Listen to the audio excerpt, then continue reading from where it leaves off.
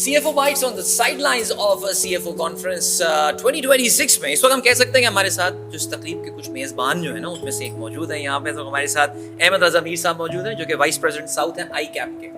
अहमद साहब तदरीस से वाबस्ता हैं जी, बिल्कुल नौजवानों को पढ़ा रहे हैं। सुना है आजकल पढ़ाना बड़ा मुश्किल काम हो गया है नौजवानों को। सर नौजवानों को पढ़ाना मुश्किल इसलिए हो गया है कि जेनजी जो है वो एक ऐसी जनरेशन है जो कंट्रोल नहीं होना चाहती।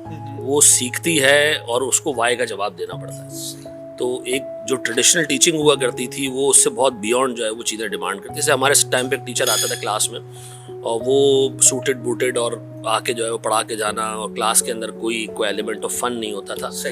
अब बच्चा कहता है नहीं, मैं 3 घंटे की 3 घंटे की क्लास इस तरह नहीं ले सकता। मुझे दरम्यान में जो है वो ऐसे मुझे पढ़ाया जाए जैसे एक दोस्त पढ़ाता है। और एट द सेम टाइम चूँकि वो उसकी एक बेस नॉलेज जो है ना वो अच्छी बनी हुई होती है एज़ कम्पेयर टू अस जब हम अपने उस पर थे। आज आप एक छोटे बच्चे की नॉलेज देख लें 5 साल की, वो यूट्यूब देख के उसकी बेस नॉलेज इतनी स्ट्रांग हो चुकी है कि वो आपसे सवाल पूछता है कि जी अगर ये रूल अकाउंटिंग में है तो इसके पीछे क्या लॉजिक है, क्या कॉन्सेप्ट है इसके पीछे।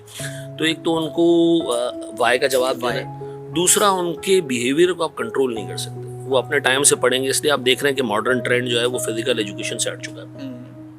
अब एक बच्चा रात में पढ़ने का आदी है तो वो रात में पढ़ता है, दिन में पढ़ने का आदी वो दिन में पढ़ता है। वो शेड्यूल्ड बेस काम नहीं होता आजकल। तो ये एक बहुत बड़ा चेंज है कि वो अपने हिसाब से चलते हैं, आप उनको कंट्रोल नहीं कर सकते। राइट। तो आपने तो अपने आप को बड़ा एडजस्ट किया होगा ओवर द इयर्स ना। बिल्कुल आप हमने नहीं एडजस्ट किया, इनफैक्ट हमें एडजस्ट करना पड़ा है।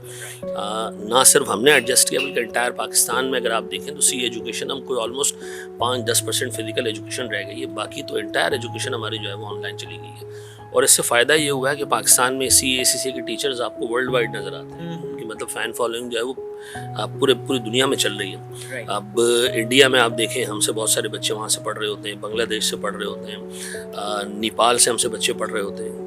तो और आप बाकी ACCA में देखें तो और बाकी जो है वो कॉन्टिनेंट तक जा चुके हैं। सही। तो इससे हमें फ़ायदा भी हुआ है कि हमारे यहाँ जो है वो टीचिंग स्टाइल चूँकि इस तरह का है कि बच्चे को काफ़ी डिटेल में पढ़ाते हैं as compare to other countries.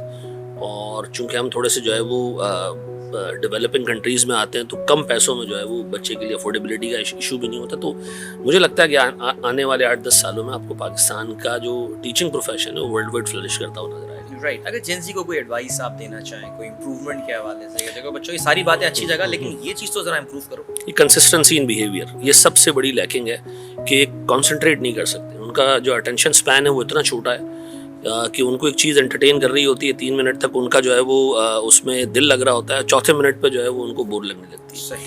तो एक अच्छे प्रोफेशनल को कंसिस्टेंटली काम करना चाहिए, ठीक है। वो बाज़ औक़ात बहुत सारे पैचेज आपकी ज़िंदगी में ऐसे आएंगे कि एक बड़ा बोर पैच गुजर रहा होगा और वो ज़रूरी भी होगा, उसको गुजारना भी है। तो अपने आप से लड़ने वाली जो आदत है ना उनमें बहुत कम है। सही। तो वो अपने इंस्टिंक्ट को फॉलो करते हैं, ये उनमें एक बहुत बड़ी बुराई है जो उसको ओवरकम करना चाहिए। अहमद रज़ा मीर साहब, thank you so much. Very much. बहुत शुक्रिया। Thank you very much.